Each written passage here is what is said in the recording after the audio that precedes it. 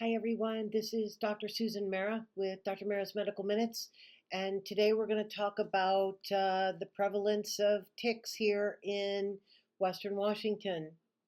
Yesterday I was visiting my friend Jared here at the marina, and he was petting Juju on the belly, and he felt something, a little bump, and he looked, and it was a tick.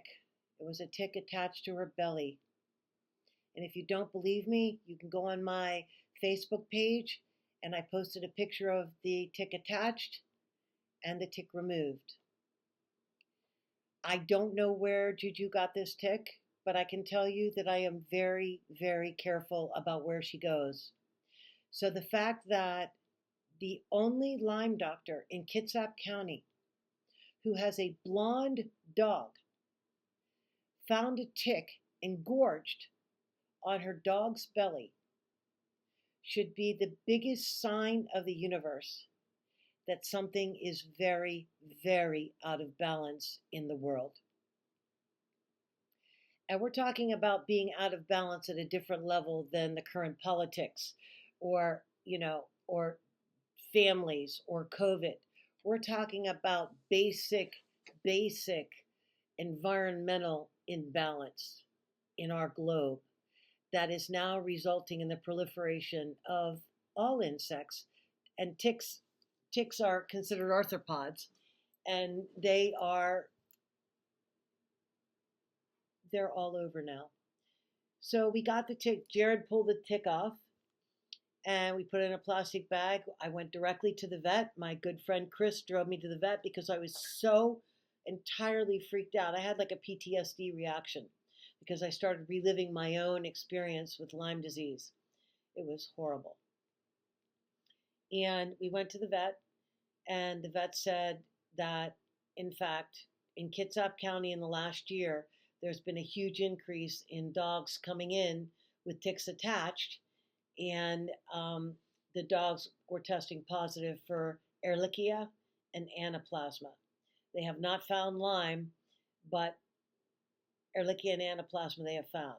Now, my practice tells a different story, but I wasn't about to get into it with my vet because I was so rattled that I could barely even think straight. So my vet put her on, I think it's called Simparico. It's a tick repellent. It's once a month. I didn't really want to do that, but I have to. And we're going to be doing that probably for the rest of her life. And I'm not happy about this. You can imagine it just completely stresses me out. But it is the new normal, so to speak, and I've got to adjust and make changes as according to what the universe is showing me. And the universe is showing me that this is not a safe place. That's why I moved here, because I thought it was a safe place, but I was wrong. The climate is warming to such an extent. We had such a warm summer and a warm fall that the ticks are out in droves.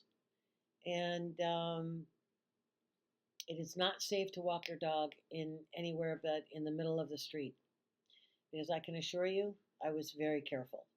Very careful.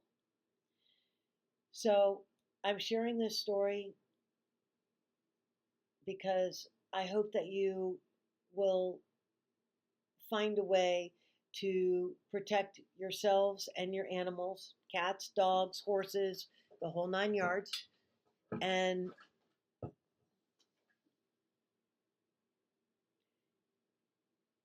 you will take the necessary precautions because you know that tick-borne illness is not a joke at all. And the longer it goes untreated, the more of a problem it becomes. So I hope that this information has benefited you.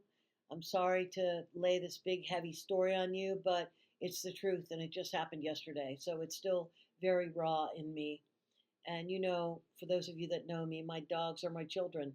I don't have children, but I've always had a four-legged, and I've always had a four-legged in my office, and all of you know that. They're very important to me, and they always come first. And so Juju comes first, And Charlotte came first, Cleo came first, Saxy came first, they all came first. And I am concerned for the well-being of my dog. I mean, she's okay right now. She's going to get tested in 2 weeks, but it was definitely a scare and a wake-up call. So I hope that you also receive this as a wake-up call, and I hope you use this information wisely. Have a great day, you guys. Take care.